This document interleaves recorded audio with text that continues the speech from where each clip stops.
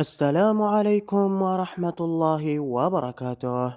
المنتخب الوطني الجزائري سيجرب التربص التحضيري لكأس إفريقيا 2023 التي ستجرى في كوديفوار مطلع العام القادم في عاصمة الطوغو لومي. الخضر سيواجهون كل من منتخب الطوغو يوم 5 جانفي ومنتخب بوروندي يوم 9 من نفس الشهر.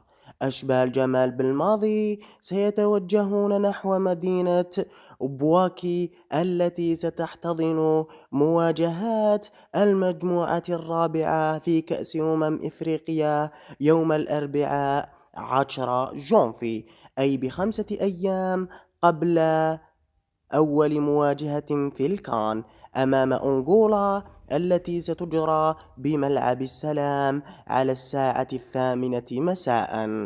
وأنتم مشاهدون، ما رأيكم في اختيارات جمال بالماضي لكل من منتخبي الطوغو وبوروندي للتحضير لكأس إفريقيا القادمة؟